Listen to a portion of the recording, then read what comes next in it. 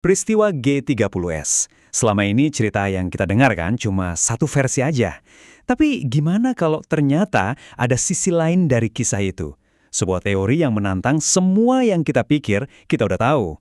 Hari ini kita bakal bedah tuntas satu teori alternatif yang sangat spesifik berdasarkan sumber-sumber yang kita punya.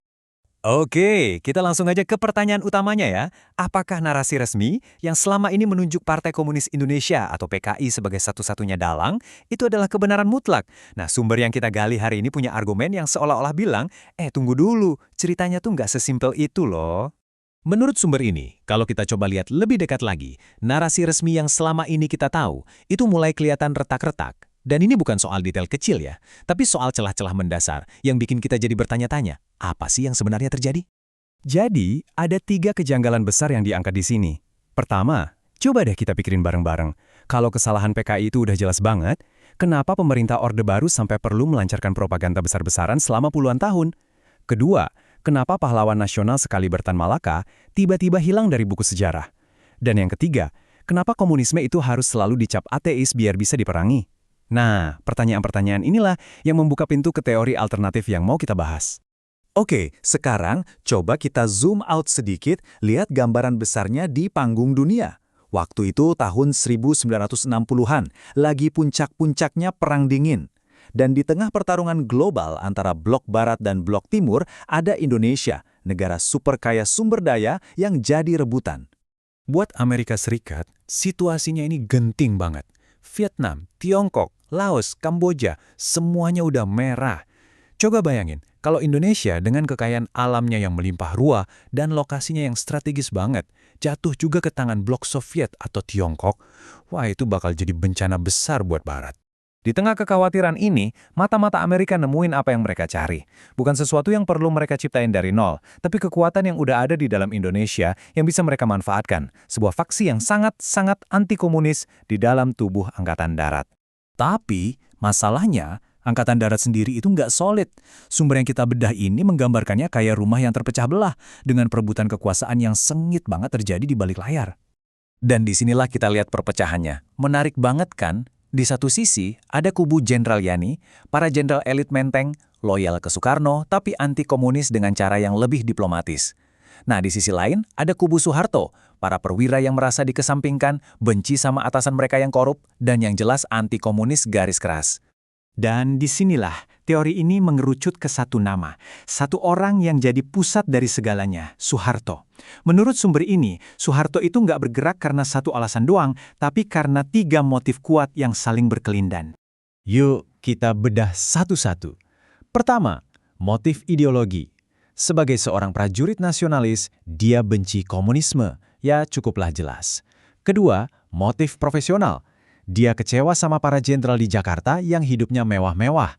Tapi motif ketiga, dan menurut teori ini jadi yang paling krusial, adalah sesuatu yang jauh lebih pribadi, dendam kesumat. Betul. Sumber yang kita bahas ini berargumen bahwa akar dari semua ini sebenarnya bukanlah perang ideologi yang besar, tapi persaingan pribadi yang membara antara 2 orang, Soeharto dan rival abadinya, Jenderal Ahmad Yani. Nah, slide ini keren banget sih penggambarannya. Coba deh Anda lihat. Mereka ini mulai karir di waktu yang sama, naik pangkat dengan kecepatan yang hampir identik. Mereka ini ibarat Naruto dan Sasuke-nya militer Indonesia zaman itu. Karir mereka tuh kayak balapan, selalu sebelahan, selalu saingan jadi yang nomor 1. Tapi kemudian ada satu momen, satu kejadian yang menghancurkan keseimbangan ini. Dan menurut sumber ini, mengubah persaingan sehat jadi dendam yang membara. Dan inilah momennya. Menurut sumber ini, Soeharto pernah ketahuan menyelundupkan gula, dan yang mengadilinya dan menamparnya di depan umum adalah Yani, saingannya sendiri.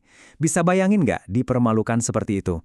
Sejak saat itu, karir Soeharto macet, sementara Yani terus melesat naik. Nah, dendam itulah kata sumber ini yang jadi bensin utamanya. Oke. Dengan bekal cerita dendam pribadi ini, yuk kita balik lagi ke malam 30 September, dan kita coba lihat lagi semua peristiwanya lewat kacamata teori ini. Coba perhatikan nama-nama ini. Untung, Latif, Syam Kamaruzaman. Ini orang-orang kunci yang menculik para jenderal. Menurut sumber ini, mereka semua punya satu benang merah yang sama. Komandan langsung mereka, ya Soeharto. Ini bukan cuma hubungan teman dekat ya, ini soal hierarki komando militer. Mereka ini orang-orangnya Soeharto. Dan bukan cuma orang-orangnya aja.